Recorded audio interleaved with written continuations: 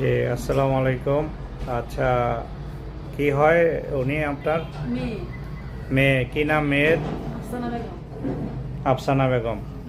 আচ্ছা, ওর কি সমস্যা ছিল? ওর সমস্যা ছিল রাত্রে হা করে ঘুমাতেও, নাক ডাকতো, ঘুমের মাঝে বারবার উঠে যেত।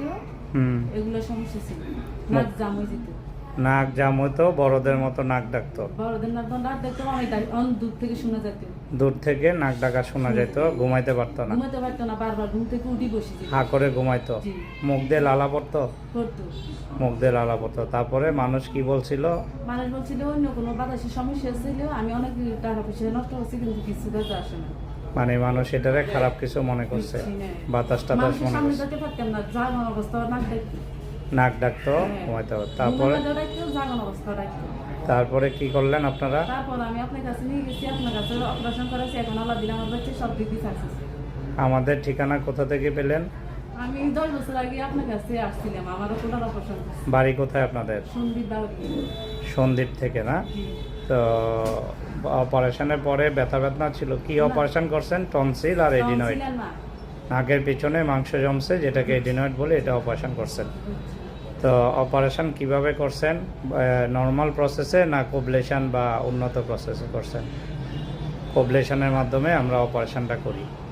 তো আমরা তো জানি যে টনসিল এডিনয়েড অপারেশনের পরে অনেক ব্যথা হয়। না না না, ব্যথা ছিল না, বাচ্চা সুস্থ ছিল।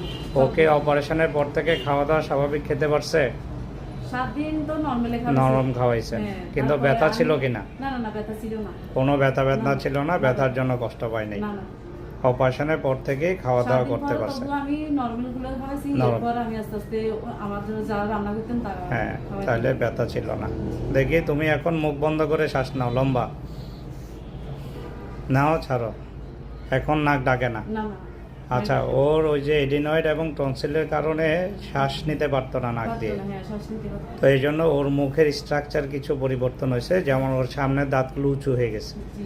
এই জন্য ও এখনও দেখবেন যে হা করে থাকে, বাট নাক ডাকাটা চলে গেছে, যেহেতু ভিতরে ক্লিয়ার হয়ে গেছে এখন।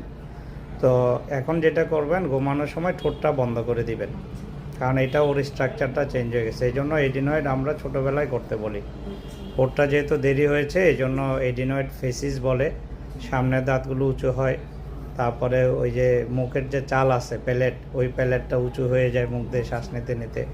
টনসিল বড় হয়ে যায়, চেহারা একটু গোলাকার হয়ে যায় কিছুটা। স্মৃতিশক্তি অন্যরকম হয়েছে। স্মৃতিশক্তি কমে গেছিল ওর জি, স্মৃতিশক্তি কম ছিল। অন্য বাচ্চাদের তুলনায় আমার কাছে ওকে আলাদা আলাদা মনে হয়। অপারেশনের আগে। এখন কি আগের চেয়ে একটু ভালো হ্যাঁ, মনে এখন হচ্ছে? আগের চেয়ে একটু ভালো লাগে। তাহলে আপনারা এই যে কোবলেশন পদ্ধতিতে এডিনয়েড আর টনসিল অপারেশন করছেন, জি, আপনারা কি খুশি এখন? খুশি। আচ্ছা, ঠিক এখন আছে, আমার বাচ্চা খুশি, আমি তো অবশ্যই সুস্থ, আমি তো খুশি হব। খুশি। ঠিক আছে, ধন্যবাদ আপনাদেরকে।